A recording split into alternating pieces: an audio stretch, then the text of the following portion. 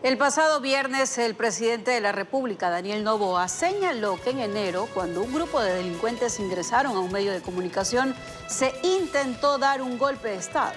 Declaraciones que han quedado retumbando por su alto significado e importancia. Pues un golpe de Estado no es cualquier cosa. La interrogante es, de acuerdo a manuales internacionales, ¿hay elementos que respalden tal afirmación, Lenin? Fernando, Samantha, lo vamos a analizar con César Febres Cordero, columnista de Diario El Universo. César, buen día, bienvenido a Contacto Directo. Un placer como siempre, Lenin. Es cierto que en el Ecuador las palabras democracia y solidez no suelen ir, pues, precisamente de la mano, sino por el contrario, su característica, me refiero a la democracia, es ser endeble, ¿no? Pero los actores que siempre han contribuido a su desestabilización hoy no se han evidenciado, no, parece que están en veda. Y al menos eso es lo que se cree, o lo que se creía, porque el discurso oficial nos dice desde el viernes de la semana anterior, que en enero se intentó dar un golpe de Estado. ¿Usted encuentra sustento a esa afirmación del presidente Daniel Noboa?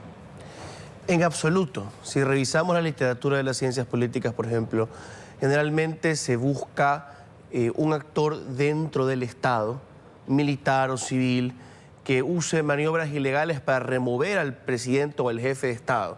Nosotros no vimos eso, no vimos un intento abierto de un movimiento político para sacar al presidente de la República o intentar un cambio de régimen. Lo que vimos fue algo parecido quizá a lo que se dio en noviembre del 2022, cuando en reacción a los traslados que se iban a dar en las cárceles del país, hubo atentados en toda la República y murieron policías en atentados, víctimas de asesinatos por los narcoterroristas.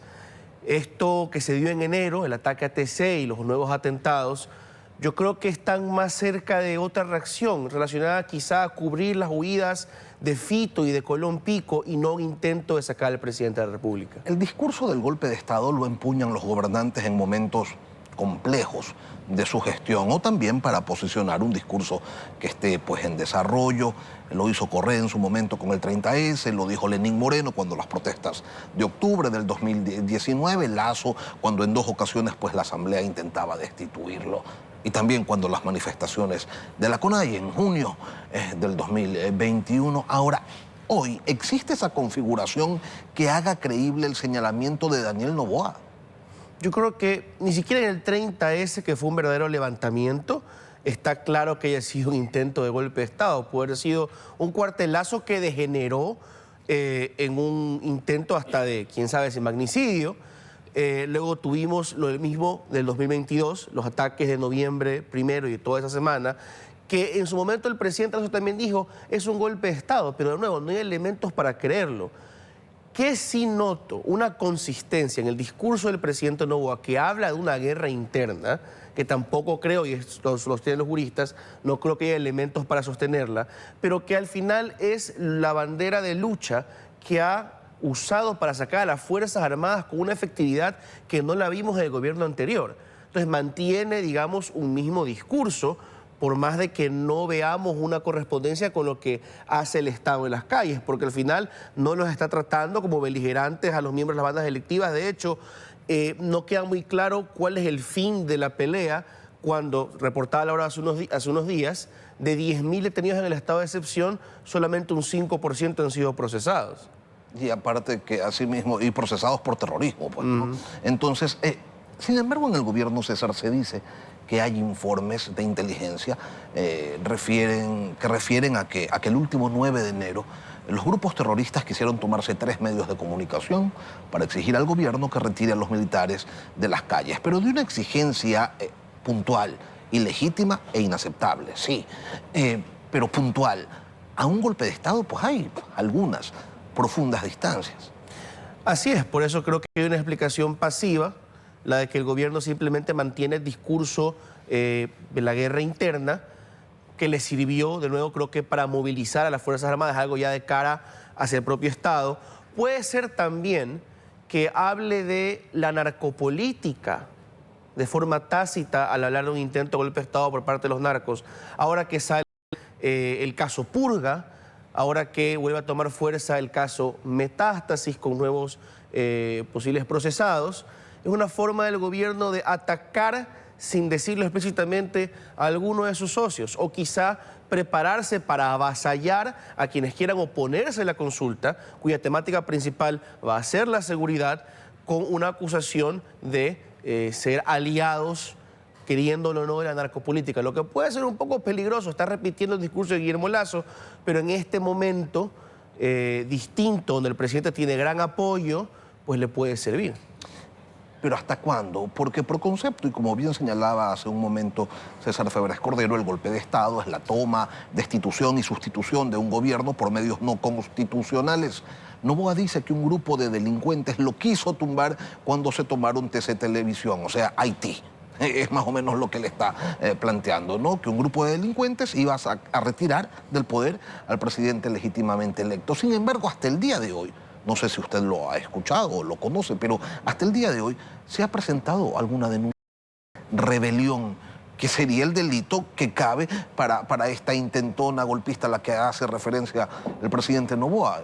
Entonces, ¿cómo puede un presidente decir, me quisieron dar un golpe de Estado y no haber nadie acusado por esto? Que no hay de dónde fundamentarlo. Por ejemplo, en el caso de Haití, Barbecue, el líder, uno de los principales líderes de estas bandas delictivas, terroristas, ha dicho que no permitirá que el primer ministro regrese al país, ¿verdad? Lo acusa de haber asesinado al expresidente.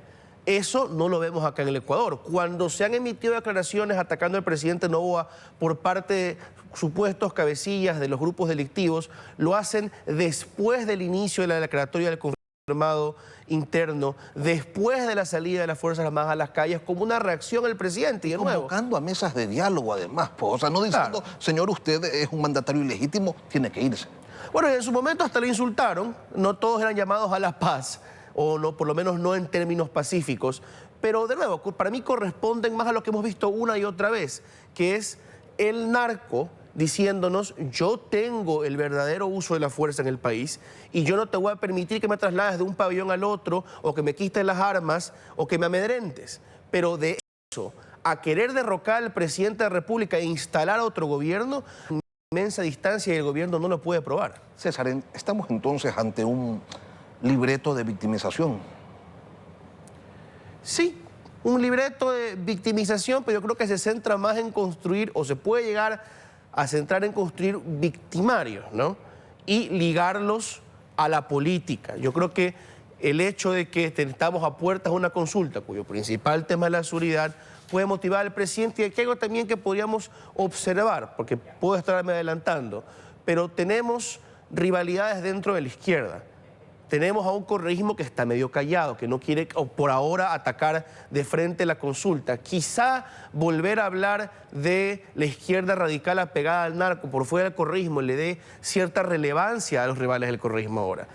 Hay muchas maneras de las que el gobierno puede utilizar este discurso para tratar de hacer resaltar a sus rivales en la política, y no lo sabemos todavía. O quizás simplemente el presidente Noboa lo dijo porque, de nuevo, está sosteniendo el discurso de la guerra.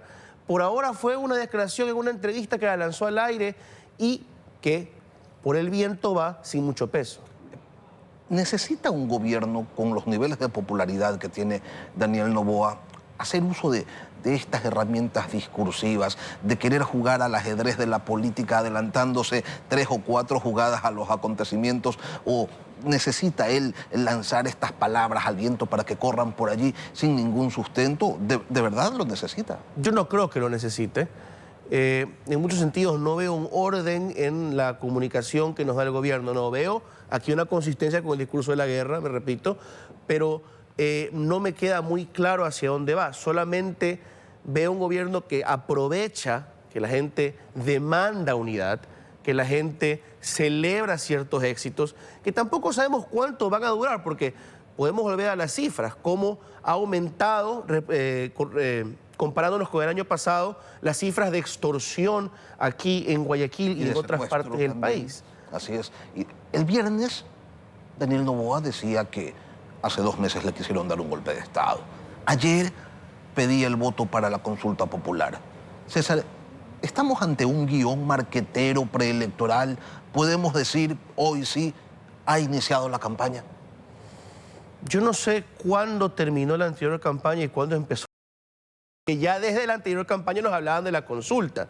Consulta que inteligentemente la quiere hacer al principio, aprovechando su popularidad, a diferencia del gobierno anterior. Pero este es un gobierno de campaña y de hecho las medidas que pueden parecer un poco impopulares, como las del IVA, quizás sean poco comparado a lo que este gobierno, después de una posible reelección, pueda llegar a proponer medidas más drásticas en una posición confiada. Este sigue siendo un gobierno que se está cuidando de no ir demasiado lejos con sus propuestas, se está cuidando de sostener su alianza con el PSC y el correísmo, porque todavía es minoría, porque todavía no gana, que piensa que va a ganar esa consulta, porque todavía no se reelige, que piensa que se puede reelegir. Es un gobierno que está con cautela en un año electoral. Si esta es la cautela, ¿qué será cuando no la tenga?